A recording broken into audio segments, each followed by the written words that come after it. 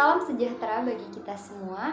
Selamat datang di KOKP, Komunitas Kajian Ilmu Manajemen Pendidikan yang dibina oleh Bapak Amril Muhammad selaku dosen dari Prodi Manajemen Pendidikan. Perkenalkan, nama saya Nur Fitriardi, mahasiswa Manajemen Pendidikan 2020B, Fakultas Ilmu Pendidikan Universitas Negeri Jakarta. Pada video kali ini saya akan membahas mengenai buku The Art of Thinking Clearly 99 Sesat Pikir dalam Investasi, Bisnis, dan Masalah Pribadi. Nah, pada video kali ini saya akan membahas mengenai 3 bab pertama, yaitu mengenai bias kelestarian, ilusi tubuh perenang, dan ilusi pengelompokan. Pada bab pertama yang berjudul Anda harus mengunjungi makam atau bias kelestarian. Pada bab pertama ini, Rolf Dobelli menjelaskan bahwa seseorang terkadang salah berpikir tentang mencapai sebuah kesuksesan. Terkadang orang-orang menganggap bahwa kemungkinan untuk sukses lebih tinggi dan kurang melihat bahwa resiko kegagalan sebenarnya juga tinggi. Contohnya, banyak orang yang bermimpi menjadi penulis terkenal. Mereka optimis mengejar impiannya tanpa melihat banyak kegagalan yang dialami penulis-penulis sebelumnya. Mereka hanya melihat orang yang sukses tanpa melihat berapa banyak orang yang gagal. Dalam bab ini dapat kita tarik pelajaran bahwa apabila kita ingin terhindar dari bias ini, maka ketika kita ingin meraih mimpi, kita harus memulainya dengan menengok orang-orang yang telah gagal sebelumnya, agar kita dapat menyadari bahwa sebuah kegagalan itu ada. Kita jangan terlalu terpaku dengan ekspektasi dalam diri kita. Lalu selanjutnya pada bab kedua, dengan judul Apa Harvard Membuat Anda Lebih Pintar? Ilusi Tubuh Perenang.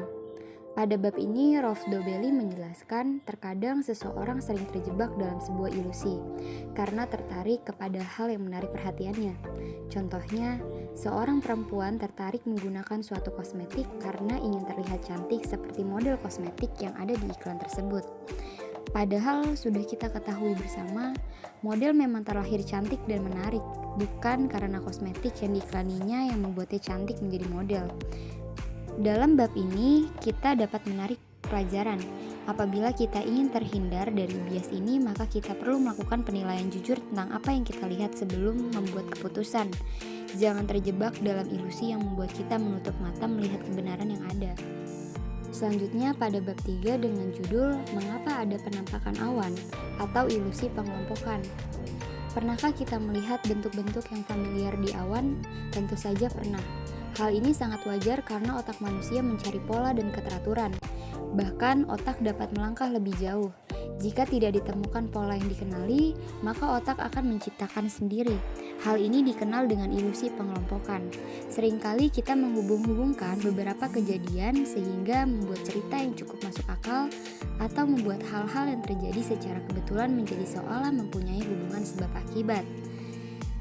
Dari bab ini dapat kita tarik pelajaran, yaitu untuk menghindari bias ini maka kita jangan pernah mengambil keputusan dengan asumsi atau pola yang kita pikirkan sendiri. Kita harus mencari bukti-bukti yang akurat bahwa tidak semua hal yang terjadi dengan kebetulan akan saling berhubungan. Nah, oke teman-teman, mungkin itu aja yang dapat saya sampaikan mengenai 3 bias dalam kehidupan sehari-hari yang biasa kita temukan, yaitu bias kelestarian, ilusi tubuh berenang, dan ilusi pengelompokan. Semoga video ini bermanfaat bagi kalian. Sekian dari saya, kurang lebihnya mohon maaf. Wassalamualaikum warahmatullahi wabarakatuh. Sampai jumpa.